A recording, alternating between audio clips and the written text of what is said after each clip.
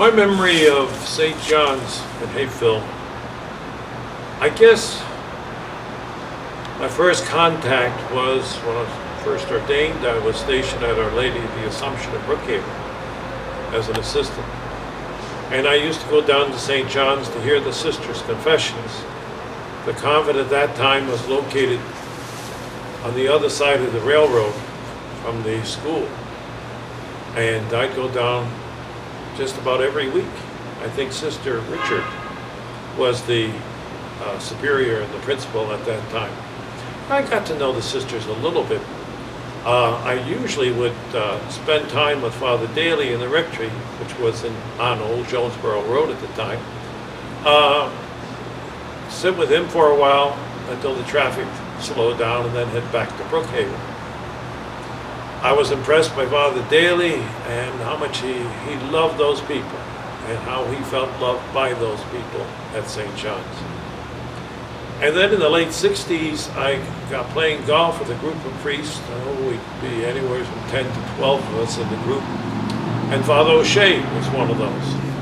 And the ones who were pastors would periodically have the whole gang over to eat. And so then I'd be at St. John's Rectory, now on the property with the school and the church, and also go for things like confirmations and 40 hours devotion. And so I learned a lot.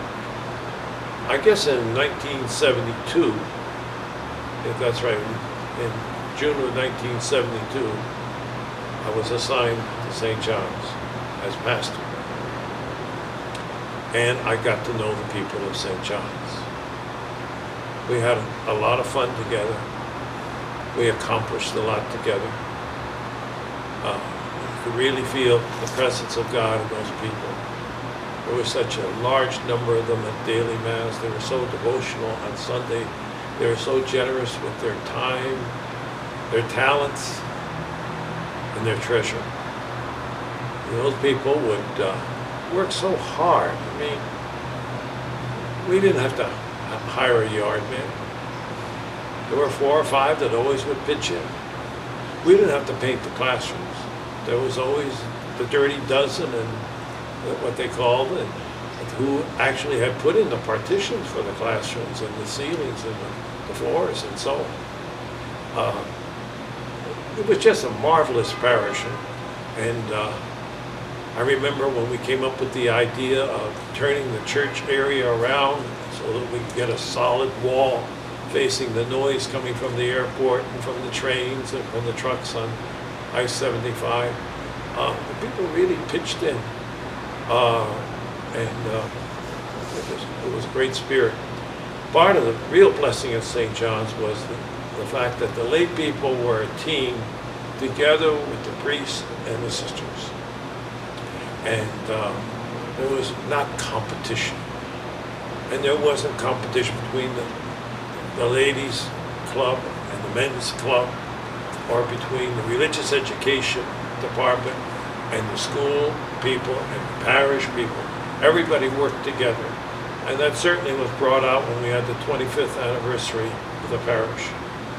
And we had that mass over at the Hapeville High School football field.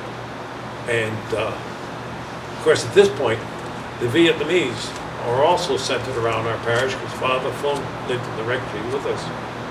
And so each parish organization had a banner. And we all marched behind the individual banners into that stadium. And Archbishop Dunellen was the celebrant. And we had all the priests just about that had ever been stationed at St. John's there for that celebration and that mass. And no sooner had the Archbishop finished his sermon than it began to rain. We didn't stop the mass. I looked at him, I said, "What are we going to do?" He said, "We're going on." People up in the bleachers, some had raincoats, some had umbrellas. Did they just take care of themselves? No. They always got a neighbor under their raincoat with them or under their umbrella with them.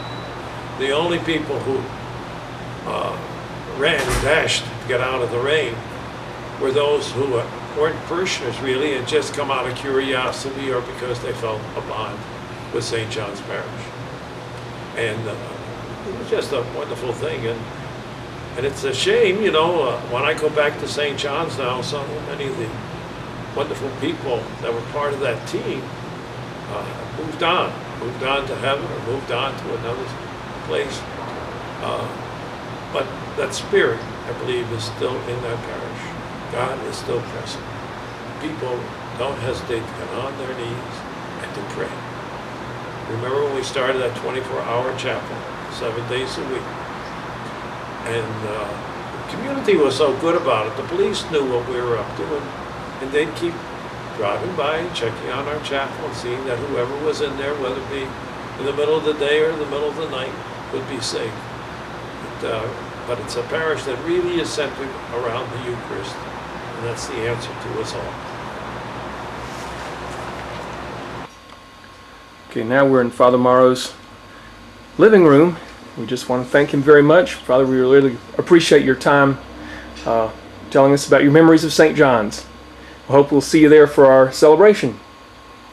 I'll be there in the afternoon. All right. I very much look forward to it. All right. Thank you so much. We'll see you later. God bless. All right. Bye-bye.